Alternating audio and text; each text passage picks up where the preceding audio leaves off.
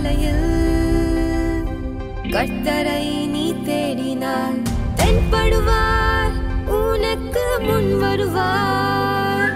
முழு மனதோடு அவரை நீ கூப்பிட்டால் பதில் தருவார், வழி காட்டிடுவார்.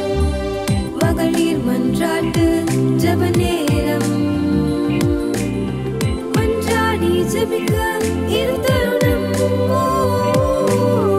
மகளிர் மன்றாட்டு ஜெப நேரம், மன்றாடி ஜெபிக்க இரு தருணம்.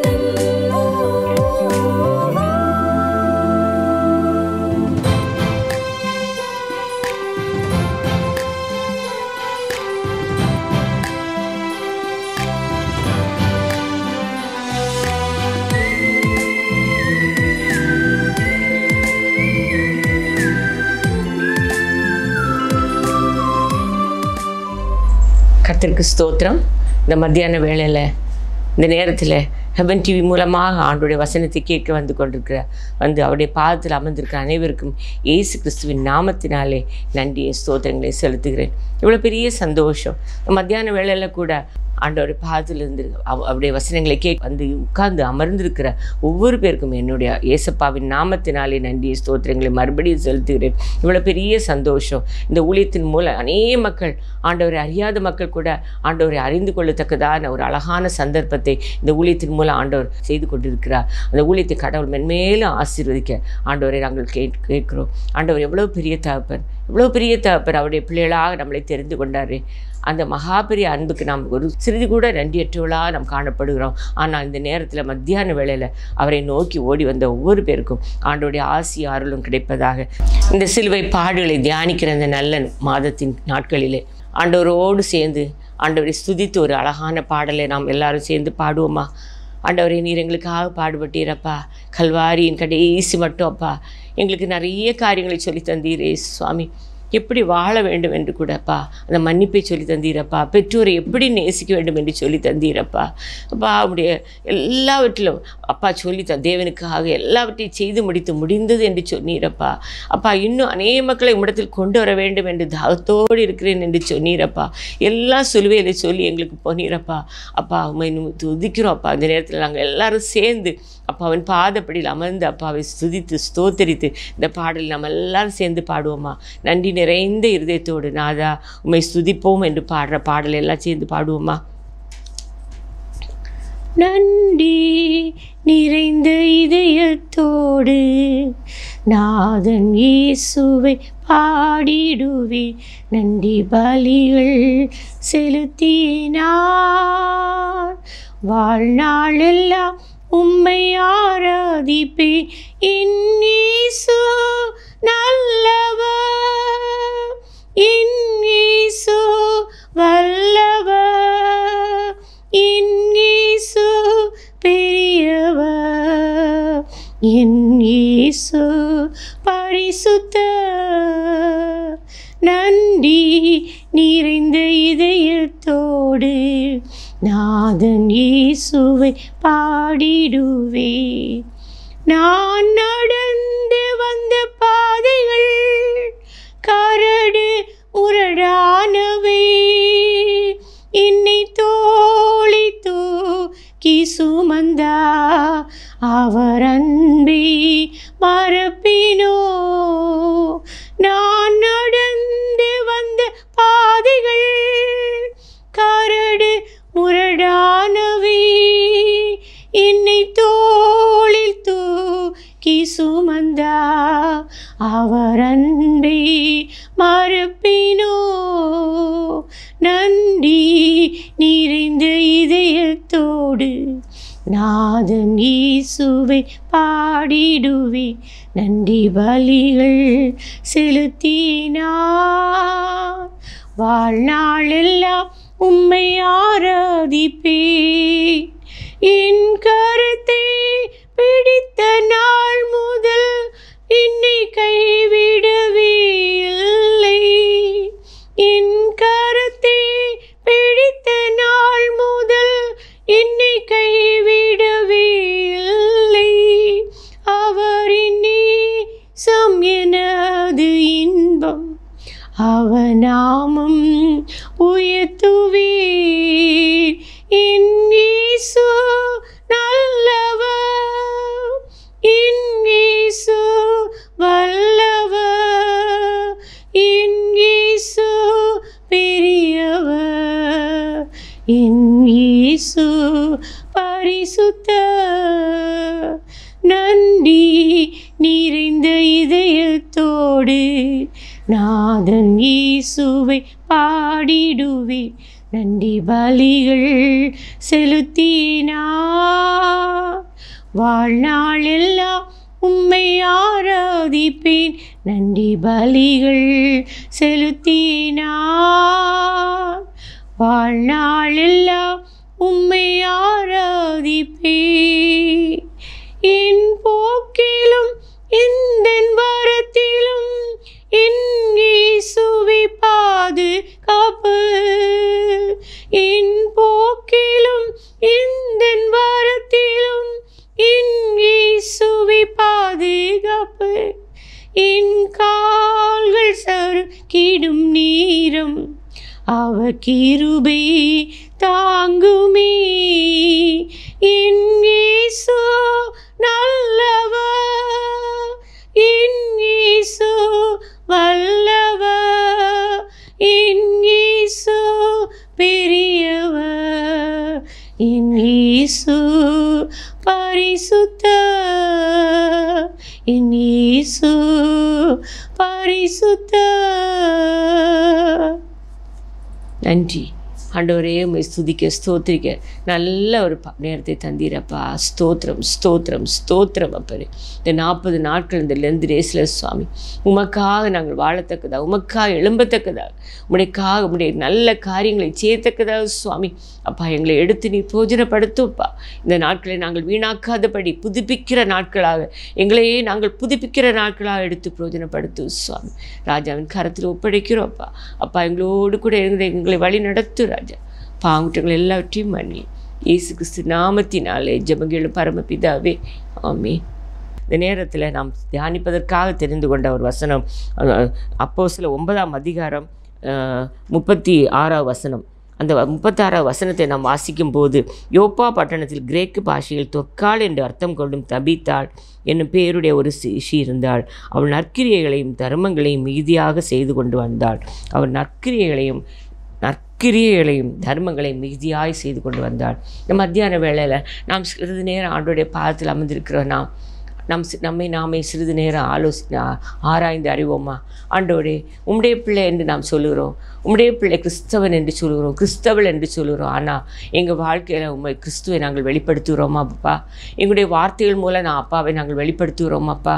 எங்களுடைய கிரியல் மூலம் நான் அப்பாவை நாங்கள் வெளிப்படுத்துகிறோமா என்று யோசித்து பார்ப்போம். ஆண்டவரே, உமக்கு பிரியமானபடி நாங்கள் நடக்கிறோமா என்று நாங்கள் யோசித்து பார்க்கும்போது இந்த வார்த்தைகள் நமக்கு நம்மோடு பேசிக்கொண்டே இருக்கும்.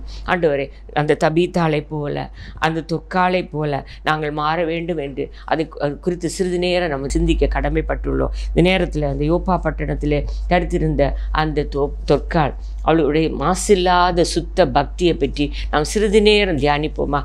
இந்த நேரத்தில் அப்போஸ்தலர் 9ஆம் அதிகாரம் 36 முதல் 42 வசனம் முடிய அந்த தொற்காலை பற்றியே போட்டிருக்கு. அந்த தொற்கால் என்பது ஒரு பக்தி உள்ள ஒரு பெண்மான் என்று அவளை தபீத்தாள் என்று அழைக்கிறாங்க. ஏன்னா அவளை முதல் அப்போஸ்தலர் அந்த ஊழியத்தில் ஒரு மரித்து போன ஒரு பெண்மணி உயிரோடு எழுப்பின முதல் அற்புதம் இவள் வாழ்க்கையில் மட்டுமே நடந்தது. அதன் பின்பு அநேகர் அவருடைய வஸ்திரங்களை போட்டபோது அநேகர் சுகமானாங்க. ஆனால் மரித்து போன ஒரு சீஷி, அவள் ஆண்டோடைய சீஷி என்று பெயர் பெற்றவள். அவள் ஒரு சாதாரண மனுஷி அல்ல, ஆண்டோடைய சீஷன். அவருடைய பாதப்படியில் அவருக்கு விருப்பமான காரியங்களை செய்து அவரோடு உறவாடுகிற ஒரு மகள் தான் அந்த தோற்காள். அந்த தோற்காலை பற்றி நாம் வாசிக்கும்போது அவள் நற்கிரியைகளை செய்கிறவளாய், அவளுடைய வாழ்க்கையை முழுவதும் நற்கிரியைகளை செய்கிறவளாயும் அவள் தர்மங்களையும் மிகுதியாய் செய்து வருகிற ஒரு மகளாக காணப்பட்டாள். இதில் நம்ம நிறைய பேர் இந்த வசனத்தை கேட்டுக்கொண்டு பார்ப்போம். நற்கிரியைனா என்ன நம்ம நினைப்போம். நற்கிரியைகள் செய்கிறவருடைய ஆண்டவர் வசனத்தில் நம்ம வாசிக்கும் போது, தீத்து 2ஆம் அதிகாரம் 6ஆம் வசனத்தில் வாசிக்கும் போது, நீயே எல்லாவற்றிலும் உன்னை நற்கிரியைகளுக்கு மாதிரியாக காண்பித்து, நீயே உன்னை நீயே எல்லாவற்றிலும் உன்னை நற்கிரியைகளுக்கு மாதிரியாக காண்பித்து. ஆண்டவர் எவ்வளோ அழகாக சொல்லுகிறார். நற்கிரியைனா என்ன? ஒருவனை தூசியாமலும், ஒருவனோடு சண்டை போடாமலும், ஒருவனோடு பொறுமை உள்ளவளாயும் சாந்த குணமுள்ளவளாய் காண்பிக்கும். இதெல்லாம் வசனத்தின்படி நம்ம ஆண்டவர் சொல்லிக் கொடுக்குறார். எப்படிப்பட்ட நற்கிரியல் ஆண்டவர் ஆவியின் கனியாய நற்கிரியலை நாம் வாழ்க்கையில் நான் கட்டாயம் கடைபிடிக்கணும். இந்த வசனத்தை கேட்டுக்கொண்டிருப்போம். மத்தியான நேரத்தில் சிறிது நேரம் நாம் சிந்தித்து பார்ப்போமா? ஆண்டவரே, என்னை பார்க்கும்போது மற்றவர்களை உண்மை கண்டு கொள்ளணும் சுவாமி. யாரையும் தூஷிக்கக்கூடாது. நம்ம வாழ்க்கையில், எங்கள் வாழ்க்கையில் கூட ஒரு 1 மந்த் முன்னால் கூட ஒரு மனுஷன் பயங்கரமான ஒரு பொல்லாத நம்ம வாசிப்போம், உனக்கு எதிராக எழும்பும் எந்த ஆயுதமும் வாய்க்காதே போகும் என்று சொல்லியிருக்கிறாங்க ஆண்டவர். வசனத்தின் மூலம் நமக்கு பேசி கொண்டிருக்கிறார். ஆனால் அவன் நமக்கு எதிராக ஒரு எந்திரத்தை செய்து ஒரு கட்டடத்தில் வைத்த போது கூட என்னுடைய ஹஸ்பண்ட் சொல்கிறாங்க, அவனை நம்ம தூஷிக்கவே கூடாது, அவனுக்கு எதிராக நம்ம எழும்பவே கூடாது. ஆண்டவர் அவனை பார்த்து கொள்வார். ஆண்டவர் எவ்வளோ விரும்புகிறாருன்னா, ஆண்டவர் அப்படிப்பட்ட ஒரு மன்னிக்கிற இதயத்தை ஆண்டவர் விரும்புகிறார். அவனுக்கு ஆண்டவர் சொல்லியிருக்கார். கர்த்தருடைய ஜெபத்தை நாம் வாசிக்கும்போது ஆண்டவர் சொல்லித்தர்றார். மன்னிப்புனா என்ன என்பது ஆண்டவர் சொல்லி தருகிறார். அந்த சிலுவையில் கூட ஆண்டவர் என்ன சொல்கிறாருன்னா, உனக்கு எதிராக யார் எழும்பினாலும் அவனை மன்னிக்க தான் ஆண்டவர் சொல்கிறார். அந்த கடைசி நிமிஷத்தில் கூட அவனுக்கு கள்ளனுக்கு கூட அவர் மன்னிப்பு தான் கொடுக்குறாரு. நீ இன்றைக்கு என்னோடு கூட பரதேசில் இருப்பான்னு சொல்கிறார். எவ்வளோ ஒரு மன்னிக்கிற அப்பா நம்மோடு கூட இருக்கிறார். அந்த மன்னிக்கிற குணத்தை நான் வாங்கி கொள்ளணும் ஆண்டவரத்தில். ஆண்டவரே, என்னை மன்னிக்கிற இதயத்தை தாரோப்பா, அந்த மன்னிக்கிற இதயத்தை எங்களுக்கு தாரோப்பா. அவனை யாரையும் நம்ம தூஷிக்கக்கூடாது சுவாமி. அப்படிப்பட்ட ஒரு கேரக்டர் நம்ம வாங்கி கொள்ளணும். அந்த தோற்கால் ஆண்டு அப்படிப்பட்ட ஒரு கேரக்டர்னால தான் ஆண்டோட சீஷி எனப்பட்டாள் என்று பைபிளில் நாம் வாசிக்கலாம். அது மட்டும் இல்லை, சண்டை பண்ணாமலும் பைபிளில் நாம் வாசிக்கும் போது ஒரு யாருக்கு வீட்டில் ஒழுகிற ஒரு வீட்டில் இருக்கிறது போல தான் ஒரு சண்டைக்காரியோடு வாழ்வதை விட ஒரு ஒழுக்கான ஒரு வீட்டில் வாழ்வது நலம்னு சொல்கிறாங்க. ஒரு சண்டைக்காரி ஒரு குணம். நம்ம எல்லாரோடும் சமாதானமாக இருக்கணும்னு ஆண்டு விரும்புகிறார். ஆண்டு சொல்லி போனது எல்லாரோடும் சமாதானமாக இருங்க. ஒரு வீட்டுக்குள்ளே போகும்போது கூட அந்த வீட்டுக்கு என்ன சொல்லணும்னா, வீட்டுக்கு சமாதானம் சொல்லணும். அப்போ அந்த சமாதானம் அந்த வீட்டுக்கு பாத்திரமா இருந்தால் அந்த வீட்டுக்கு அந்த சமாதானம் தங்கும்னு ஆண்டவர் சொல்கிறார். எவ்வளோ பெரிய ஆண்டவர் நமக்கு சொல்லித்தர வந்திருக்க வசனங்கள் எல்லாம், அவர் காட்டி தந்த வாழ்க்கையெல்லாம் நம்ம வாழ்க்கைக்கு ஒரு பெரிய மாதிரி. எல்லாரோடும் சமாதானமாக இருக்கணும். எல்லாருக்கும் ஒரு சாந்த குணத்தை நாம் காண்பிக்கணும். பைபிளில் அழகாக ஆண்டவர் சொல்லிக் கொடுத்த மலை பிரசங்கமே அதே தான். ஆண்டவர் சொல்லிக் கொடுத்த அந்த ஆவியின் கனி என்னன்னு ஆண்டவர் சொல்லிக் கொடுத்தார். அந்த ஆவியின் கனியை பெற்ற ஒரு மகளாக ஆண்டவருக்காக நற்கிரியலை செய்கிற ஒரு நல்ல மகளாக அந்த தொற்கால் இந்த உலகத்திலே வாழ்ந்து வந்தாள் என்று நம்ம பைபிளில் வாசிக்கிறோம். இதை கேட்டுக்கொண்டிருக்கிற அநேகர் ஆண்டோடைய இவ்வளோ கிறிஸ்டியன் அப்படின்னு சொல்கிற வாழ்க்கையை நம்ம வாழவே கூடாது. எங்கு சென்றாலும் அப்பாவுக்காக எழும்பணும். எந்த இடத்துலையும் அப்பாவுக்காக எழும்பணும். எப்படிப்பட்ட சூழ்நிலையிலையும் அப்பாவுக்காக எழும்பும் போது ஆண்டவர் நமக்காக எழும்புவார். நாம் அவருக்காக எழும்பும் போது ஆண்டவர் நமக்காக எழும்புவார் என்பதுக்கு எந்த விதமான சந்தேகமே இல்லை. ஆண்டவர் நிறைவானது வரும்போது குறைவானது ஓடிப்போகும். குறைவான காரியங்களான அகந்தை, அந்த பெருமை, ஒரு தாழ்மை இல்லாத குணம். பெருமைனா எனக்கு சின்ன போஸ்ட் கிடைச்சா போதும், ஐயோ எங்களை மாதிரி பெரிய ஆட்கள் கிடையாதுன்னு நினைக்கிறாங்க. ஒரு சின்ன தப்பாக செய்துட்டாங்க போதும், அவங்கள மன்னிக்கவே மாட்டாங்க. ஆண்டவர் அது விரும்பவே இல்லை. நிறைவான கடவுள் நம்மோடு வரும்போது நம்ம வாழ்க்கையில் காணப்படுகிற எல்லா குறைவுகளையும் அவர் மாற்றி கொண்டு போவார். அவர் புதிய ஒரு இதயத்தை நமக்கு தர வல்லமை உள்ள தகப்பனாக இருக்கிறார். அடுத்தவருடைய காமனங்களை பார்க்கும்போது அதை பார்க்கும்போது அவளை விட நான் நல்லா இருக்கணுமே, அவனை விட நான் நல்லா இருக்கணுமே, அவங்க வீடை விட பெருசாக வாங்கணுமே, அவங்க வெஹிக்கிளை விட நான் பெருசாக வாங்கணுமே நினைக்கவே கூடாது. ஆண்டவர் பிறர் பொருளை இச்சையாதிருப்பாக ஆண்டவர் சொல்லி தந்து என்ன அழகான பொன் வார்த்தைகள். இதெல்லாம் பொன் வார்த்தைகள் ஆண்டவர் சொல்லி தந்த பைபிள் முழுவதும் ஆண்டவர் சொல்லி போன வசனங்களை நாம் கடைபிடிக்கும் போது நம்மை பார்க்கிறவர்களாம் ஆண்டவரை பார்ப்பாங்க. ஏசப்பாவை பார்க்க முடியும். எப்படிப்பட்ட சூழ்நிலையில் நம்ம முன்னால் நின்று தூஷண வார்த்தைகள் பேசினாலும் அவளுக்கு முன்பாக நம் தாழ்மையாக இருக்கும்போது ஆண்டவர் நமக்காக எழுந்திருவார் என்பதற்கு எந்த விதமான சந்தேகம் இல்லை. என் காலேஜில் அநேக காரியங்களை நான் ஃபேஸ் பண்ணுவேன். அப்போ எல்லாம் ஆண்டவரே எனக்கு இந்த பொறுமையை தாரோம்ப்பா, எந்த காரியத்தையும் நடத்தத்தக்கதான ஞானத்தை தாரோன்னு கேட்கும்போது ஆண்டவர் எல்லாவற்றையும் நடத்தத்தக்கதான பலத்தையும் ஞானத்தையும் தருவார். இந்த நேரத்தில் ஆண்டவர் துர்காலை பற்றி நாம் சந்திக்கும் போது சிறிது நேரம் அவருடைய நல்ல காரியங்களை நம்ம யோசிக்க நம்ம கடமைப்பட்டவர்களாக இருக்க வேண்டும். அடுத்தபடியாக நம்ம யோசிக்கும்போது ஒரு நேசிக்கிற குணம், மற்றவங்களை நேசிக்கிற வந்து நாகமான் ஒரு பெரிய அதிபதி தான். ஆனால் வீட்டில் இருக்கிற வேலைக்கார பிள்ளை சொன்ன காரியத்தை கூட அவருக்கு இம்பார்ட்டன்ஸ் கொடுக்காங்க. எனக்கு அந்த பிள்ளை சொன்னது கரெக்டு, நான் போகிறேன், நான் 7 தரம் மூழ்கிறேன் கீழ்ப்படுகிறாங்க. ஒரு சாதாரண ஒரு வேலைக்கார பிள்ளை. ஆனால் அவள் சொல்கிறத கூட அவர் விரும்புகிறாருன்னா நம்ம இப்படிப்பட்ட குணத்தை ஆண்டவர் விரும்புகிறார். அடுத்தபடியாக சொல்ல போனால் மதர் தெரேசா அதே ஃப்ளாரன்ஸ் நைட்டிங்கேல், கார்மிக்கல் அம்மையார், இவங்களை எல்லா ஸ்டோரிஸும் நம்ம வாசிக்கணும். அஸ் எ கிறிஸ்டியன் நம்ம வாழ்க்கையில் படிக்க வேண்டிய காரியங்கள். சிஸ்டர்ஸுக்கு கான்வென்ட்டில் போனால் படுக்கையில் நாள் கணக்கில் புழுக்களால் கஷ்டப்படுற எத்தனையோ பேர் இருப்பாங்க. அடக்கம் பண்ணக்கூட ஆள்கள் இருக்காது. ஆனால் ஆண்டவருக்காக எழும்பின அந்த சிஸ்டர்ஸ் செய்கிறது என்னென்னா, ஆண்டவருடைய காரியத்தை சந்தோஷமாக, இது என்னுடைய கடமை, இது என்னுடைய கடமை, என்னுடைய சக உடன் பிறப்பு, அவருடைய வாழ்க்கையில் நானும் எல்லாவற்றையும் செய்வேன் என்று சந்தோஷமாக செய்கிற காரியங்களை நம்ம பார்க்கும்போது அவர் தான் உண்மையான கிறிஸ்தவர், அவர் உண்மையான சீஷி என்று சொல்லப்பட முடியும். அதுபோல் அவர் நல்ல காரியங்களை செய்கிற பிள்ளைகளாக நாம் வாழும்போது ஆண்டோடைய நாமம் மகிமைப்படும். அநேக மக்கள் அதை கண்டு நம்மிடத்தில் ஓடி வருவார்கள் என்று சொன்ன வசனத்தின்படி அப்பாவிடத்தில் ஓடி வருவாங்க. அதுபோல் தர்மங்கள் மிகுதியாய் செய்தவள் அந்த தொற்கால். தர்மங்கள் சொல்லும்போது நம்ம நினைப்போம் கிரியை இல்லாத விசுவாசம் செத்ததுன்னு வாசிக்கும். அந்த விசுவாசம்னு சொல்கிறோம். ஆனால் நம்ம வாழ்க்கையில் ஒரு விசுவாசத்துக்கு ஏற்ற எந்த கிரியும் இருக்காது. அந்த கிரியில்லாத விசுவாசம் நமக்கு இருக்கவே கூடாது. வாழ்க்கையில் நம்ம சொல்கிறோம் எல்லாம் கொடுப்போம் அப்படின்னு ஆண்டவர் சொல்கிறது. உனக்குள்ளதே பிறருக்கு கொடுந்து ஆண்டவர் சொல்கிறாரு. உன்னை போல பிறனை நேசின்னு சொல்கிறாரு. அந்த வார்த்தையை நம்ம எத்தனை பேர் கீழ்ப்படுகிறோம்? ஆண்டவர் சொல்கிறது அது மற்றவங்களுக்கு தான தர்மங்கள் எப்படி நான் கொடுக்கணுமா? நமக்கு தோண்டும் போதெல்லாம் ஒரு ஆள் கஷ்டமான சூழ்நிலை வந்திருக்கும் போது அவருக்கு அடுத்த நாள் உடுக்கிற ஒரு ட்ரெஸ் இல்லையா எடுத்து கொடுத்துடணும். ஆண்டவர் விரும்புகிறது நீ வாங்கி அதை கொடுக்கலாம் அப்படி நினைக்கவே கூடாது. ஒரு பிள்ளைக்கு சமயம் கிடைக்கும் போது எல்லாம் நான் கொடுக்குற அந்த கேரக்டரை நம்ம டெவலப் பண்ணணும். எந்த நேரத்தில் ஒரு கஷ்டத்தில் வந்து நிற்பாங்க, அந்த நேரத்தில் அவங்களுக்கு ஒரு ஃபைனான்ஸ் பயங்கர ப்ராப்ளமாக இருக்கலாம், ஒரு ஹாஸ்பிட்டலில் ஒரு எக்ஸ்பென்ஸ் அவங்களுக்கு மீட் பண்ண முடியவில்லையா இருக்கலாம். அந்த நேரத்தில் அஸ் எ கிறிஸ்டியன் ஆண்டவருடைய பிள்ளைகளாக இருக்கிற அவளுக்கு ஹெல்ப் பண்ண வேண்டியது கடமை, நம்முடைய கடமை. நாம் ஆண்டவருக்காக கொடுக்கும்போது ஆண்டவர் நமக்கு திருப்பி கொடுப்பார். நிச்சயமாக ஆண்டவர் ஒரு வழி நமக்கு அடைப்பட்டாலும் இன்னொரு வழி ஆண்டவர் திறந்து நமக்கு தருவார் என்பதற்கு எந்த விதமான வித்தியாசமும் கிடையாது. நான் என் வாழ்க்கையில் அநேக காரியங்களை நான் பார்த்துருக்கிறேன். ஆண்டவருக்காக நான் கேட்டது கூட, ஆண்டவரே எனக்கு ஒரு வேலை வேணும் சுவாமி, அது நிமித்தம்ப்பா நான் ஆண்டவருடைய ஊழியத்துக்கு கொடுக்கணும்னு ஆண்டவர்கிட்ட கேட்டேனே தவிர நான் வேறு எதுவுமே கேட்கல. ஆண்டவனை கேட்காதது எனக்கு தந்தார்னா ஆண்டவர் செய்த பெரிய ஒரு சந்தோஷம், பெரிய ஒரு ஆண்டவருக்கு மட்டும்தான். ஆண்டவர் கேட்காததை கூட எனக்கு வாழ்க்கையில் ஆண்டவர் தந்தார். அதுபோல் வியாதியாக இருக்கும்போது எத்தனையோ பேருக்கு வியாதிஸ்தர் வருவாங்க. அவங்களுக்கு காலில் புண்கள் இருக்கும், அவங்களுக்கு கட்டக்கூட மணி இருக்காது. நம்ம அவளை பார்க்காதது போல் போகவே கூடாது. அதுபோல் எத்தனையோ பேருக்கு எஜுகேஷன் கிடைக்காது, படிக்க முடியாது.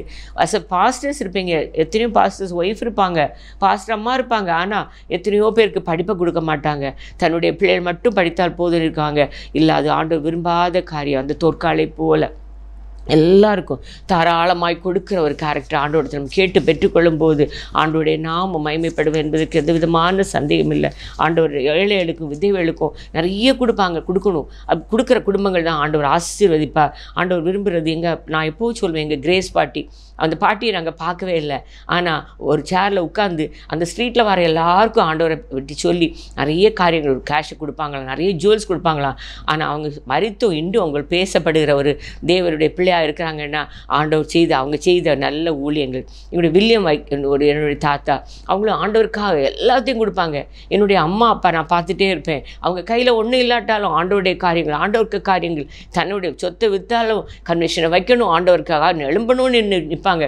ஆண்டவர் அந்த குடும்பங்களை ஒரு நாள் ஆண்டவர் கீழே தள்ளி போடவே மாட்டார். அவங்க கடவுளுக்காக மறுபடியும் கட்டப்படுவார்கள் என்பதற்கு நான் சாட்சியாக இருக்கிறேன். நான் எப்போதும் ஆண்டவருக்கு கொடுக்குற காரியங்களில் அவருக்கு சுகந்த வாசனையாக இருக்கணும். ஆண்டவர் விரும்புகிற சுகந்த வாசனையாக 2 சாமுவேல் 24 வாசிக்கும்போது ஆண்டவர் சொல்கிறார், எனக்கு தருகிற அந்த காணிக்கை ஆண்டவருக்கு சுகந்த வாசனையாக அவர் முகர அளவுக்கு அது சுகந்த வாசனையாக இருக்கணும். ஆண்டவர் விரும்புகிறது அது மாதிரி. அதுபோல் நம்ம பைபிளில் 2 சாமுவேல் 24-25 நம்ம வாசிக்கும்போது அது வாங்கி கூட கொடுக்குறாரு. அதில் வாசிக்கிற போது ஆண்டவர் அந்த ஆலயத்தை கட்டத்தக்கதாக அவர் வாங்கி ஆண்டவருக்கு அது கொடுக்கணும்னு அந்த ஆசை இருக்கிறனால அது ஒரு நல்ல சாமானத்தை வாங்கி ஆண்டவருடைய ஊழியத்துக்கு கொடுக்கணும். என்னிடத்தில் இருக்கிறது மட்டும் இல்லை, 10ல் 1 கொடுக்குறோன்னு சொல்கிற அது மட்டும் இல்லை, வாங்கி இன்னொரு இடத்துலேருந்து அதை நல்ல சாமானத்தை வாங்கி அந்த ஊழியத்துக்கு கொடுக்கணும்னு நான் ஆண்டவர் விரும்புகிறேன். அப்படிப்பட்டவங்களை ஆண்டவர் எப்படின்னா ஆண்டவருக்கு கொடுக்கும்போது ஆண்டவர் நமக்குன்னு எல்லாவற்றையும் ஆயத்தப்படுத்தி நமக்கு தருவார். இந்த உலகத்தில் நம்ம வெறுங்கையோடு தான் வந்தோம், வெறுங்கையோடு போயிடுவோம்.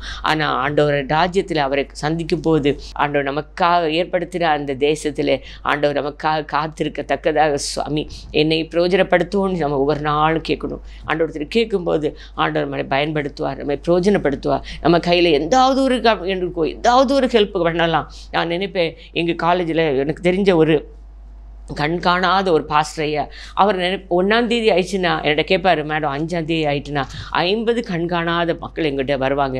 அந்த 50 பேருக்கும் எனக்கு 5 கிலோ அரிசி கொடுக்கணும், அவங்களுக்கு வேண்டிய வெஜிடபிள்ஸ் கொடுக்கணும், அவங்களுக்கு வேண்டிய உணவு கொடுக்கணும். மேடம் எனக்கு அதை கரெக்டாக செய்யணும்னு ஆசை. ஆனால் அவருடைய வாழ்க்கையை பற்றி எனக்கு தெரியும். எவ்வளோ கஷ்டத்தின் மத்தியிலும் என்னை போல கண் காணாத 50 பேருக்கு கொடுக்கணும்னு சொல்லுவாங்கல்ல. இதுதான் ஆண்டவர் விரும்புகிற அந்த உண்மையான இந்த உபவாசம் கூட. அதுதான் உண்மையான உபவாசம்னா. அது கூட தன்னை வஸ்திரம் இல்லாதவனுக்கு வஸ்திரத்தை கொடுக்கிறதும் அந்த உண்மையான உபவாசம். அந்த உபவாச நாட்களில் நாம் வைக்கப்பட்டிருக்கிறோம். நாம் உண்மையான உபவாசத்தை மேற்கொள்கிறோமா? மற்றவர்கள் காண்பதற்காக எண்ணெயை பூசிட்டு அப்படி இப்படி ட்ரெஸ்ஸை போட்டுட்டு போகிறது உண்மையான உபவாசமே இல்லை. நம்மை காணாத ஆண்டவருக்கு நம்ம அறியாத மக்களுக்கு கொடுப்பது, அறியாத மக்களுக்கு ஆண்டோட அன்பை சொல்லிக் கொடுப்பது, அவருக்கு உணவு கொடுப்பது, வஸ்திரம் இல்லாதவர்களுக்கு வஸ்திரத்தை கொடுப்பது எல்லாம் தான் உண்மையான உபவாசம். அப்படிப்பட்ட ஒரு வாழ்க்கை. நான் என்னுடைய இன்னொரு பாஸ்டர் பார்ப்பேன். அவர் கையில் அப்போ ரொம்ப காசு கிடையாது. ஆனால் இன்னொரு பாஸ்டர், அவர் கண்ணு காணாது இன்னொரு பாஸ்டர், அவருக்கு ஒரு கார் வெஹிக்கிள் வேணும். அவர் வண்டி கொண்டு எல்லா பாவப்பட்ட மக்களை கொண்டு ஊழியத்துக்கு போகணுன்னா அந்த வெஹிக்கிள் வாங்குறதுக்கு மணியை ஒரு 1 lakh அந்த பாஸ்டரையா எடுத்து இது கொண்டு வந்து அந்த அவருக்கு கொடுங்க. எனக்கு அவரை ரொம்ப தெரியாது, கொடுங்க. அவருக்கு கையில் அந்த அளவு கூட இல்லை. ஆனால் அந்த 1 lakh எடுத்து அந்த பெரிய ஆண்டவர் அந்த 2 காசு போட்ட விதவை தான் ஆண்டவர் நேசிக்கிறார். ஆண்டவர் சொல்கிறார்ல, அவர் என்ன சொல்கிறாரு ஆண்டவர்? அந்த வசனத்தை நான் வாசிக்கும் போது அவருடைய ஜீவனத்துக்குள்ளே எல்லாத்தையும் எடுத்து எனக்குன்னு கொடுக்குறா. அதுதான் ஆண்டவர் பார்க்குறாரு. பெரிய அமௌண்ட் ஒன்றும் இல்லை. உன்னிடத்துல என்ன இருக்குதோ அது நீ என்ன செய்கிற ஆண்டவருக்கு கொடுக்குறது ஆண்டவர் விரும்புகிற ஒரு பலியாக ஆண்டவர் ஏற்றுக்கொள்வார். அவர் சுகந்த பலியாக அதை ஏற்றுக்கொள்வார். இதை கேட்டுக்கொண்டிருக்கிற மக்கள் தொற்காலை போல் ஆண்டோடைய காரியங்களை கொடுக்கணும், ஆண்டோடைய காரியங்களுக்காக எழும்பணும், ஆண்டவருக்கு உயர்ந்த பலியாக நாம் இருக்கும்போது எபிரேயர் 13ஆம் அதிகாரம் 16ஆம் வசனத்தில் அன்றியும் நன்மை செய்வோம், தான தர்மம் பண்ணவும் மறவாதிருக்க இப்படிப்பட்ட பலிகள் மேல் தேவன் பிரியமாக இருக்கிறார். இப்படிப்பட்ட பலிகள்னா நன்மை செய்கிறது, தான தர்மம் பண்ணுகிறது. இப்படிப்பட்ட பலி, அந்த பலி ஆண்டவருக்கு நாம் செலுத்தும் போது ஆண்டவரை சுகந்த வாசனையாக ஆண்டவர் அதை ஏற்றுக்கொள்ள வல்லமை உள்ள தகப்பனாக இருக்கிறார்.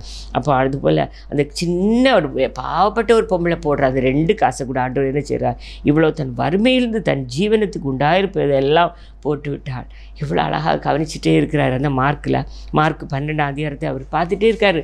அந்த ஆலயத்தில் போய் அவள் என்ன போடுறான்னு. எவ்வளோ பெரிய ஆண்டவர் நம்மோட கூட இருக்கிறார். அந்த ஆண்டவர் அந்த மலை பிரசங்கம் அந்த பிரசங்கம் பண்ணி கொண்டிருந்த போது அந்த ஒரு சின்ன பையன் அவன் கையில் இருந்த 5 அப்பமும் 2 மீனையும் கொண்டு ஆண்டோடைய காரியத்தை கையில் கொண்டு கொடுக்குறான். அதை கொடுக்க ஆண்டவர் அதை ஆசீர்வதிக்க இதை ஒவ்வொருத்தரும் ஆண்டவரே என்னிடத்தில் இருப்பது இவ்வளோதான் சுவாமி, இதை உமக்காக உங்களுடைய ஊழியத்துக்காக நான் தருகிறேன் என்று சொல்லி கொடுக்கும்போது ஆண்டவர் அது அநேக மக்களுக்கு பிரோஜனமான போஜனமாக அநேக மக்களுக்கு பிரோஜனமான ஊழியமாக அதை வளர்க்க வல்லமையுள்ள தகப்பனாக இருக்கிறார். எல்லாவற்றையும் என்னோடு எனக்கு வைத்து கொள்ளாதபடி ஆண்டவருக்காக நம்ம எழும்புகிற ஒரு வாழ்க்கையை நாம் வாழும்போது ஆண்டவர் நம்மளை ஆசீர்வதிப்பார். இந்த நேரத்தில் காலை நேரத்தில் தெபோராளை பற்றி நம்ம யோசித்தோம். அவள் ஆண்டவருக்காக எழும்பினவள். கஷ்டமான பாதையிலோ கஷ்டமான நேரத்திலோ இஸ்ரவேல் ஜனங்களை வழி நடத்தத்தக்கதாக எழும்பி பிரகாசித்த ஒரு நியாயாதிபதி.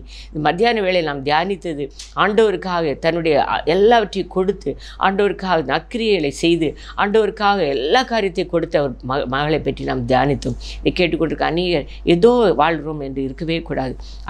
அதனால் அவள் மரித்த போதும் அந்த நேரத்தில் அவளை காட்டி அவள் கொடுத்த அங்கிகளை அவள் கொடுத்த சாமான்களை எல்லா பொருட்களையும் காட்டி ஒரு பேதுருக்கு முன்பாக அழுத போது பேதுரு அவளை மறுபடியும் உயிரோடு எழுப்பினார். ஆண்டவர் அவளை எழுப்பினது எதற்காக என்றால் அவளை மறுபடியும் ஒரு சாட்சியான பிள்ளையாக மாற்றத்தக்கதாக, அநேக மக்களுக்கு ஒரு சாட்சியுள்ள மகளாக மாற்றத்தக்கதாக. ஆண்டவருக்கு அநேக மக்களுக்கு அவள் ஒரு சாட்சி. இப்படி இந்த மகள் ஏன் ஆண்டவர் ஒரு மறுபடியும் ஒரு உயிரை கொடுக்குறாருன்னா அதுக்கு ஒரு நோக்கம் இருக்கும். எத்தனையோ பேருடைய வாழ்க்கையில் வியாதிகள் வரலாம். அந்த வியாதிகள்லேருந்து மறுபடியும் ஆண்டவர் விடுதலை கொடுக்க வேண்டுமானால் அவர்களை பற்றிய ஒரு நோக்கம் ஆண்டவருக்கு தெரியும். எங்கள் குடும்பத்தை என்றைக்கோ நாங்கள் எல்லாம் முடிந்திருப்போம். ஆனால் எங்களையும் தண்ணீரின் ஆழத்திலிருந்து கட்டுகளின் மத்தியிலிருந்து எங்களை விடுதலையாக்கினார் என்றால் அவரை சாட்சியாக நிற்பதற்காக மட்டும். அதுபோல் ஆண்டவருக்கு சாட்சியுள்ள பிள்ளைகளாக நாம் வாழும்போது ஆண்டவருடைய நாமம் மகிமைப்படும். இந்த நாட்களில் இந்த லென்த் டேஸில் நாம் ஆண்டவருக்காக எழும்புகிற தெபோராளை போல ஆண்டவருக்கான காரியங்களை அக்கிரியலை செய்கிற தொற்காலை போல நாம் வாழும்போது ஆண்டவருடைய நாமம் மகிமைப்படும். வெறும் உபவாசத்தினால் அல்ல, நம் வாழ்க்கையிலும் பிறருக்கு வாழ்ந்து காட்டும்போது ஆண்டவர் மகிமைப்படுவார். ஏசப்பா எங்களை உமக்கு பிரியமான பிள்ளைகளாக எடுத்து பிரயோஜனப்படுத்தோப்பா. உமது அன்பை சொல்லுகிற பிள்ளைகளாக எடுத்து எங்களை பிரயோஜனப்படுத்தோப்பா.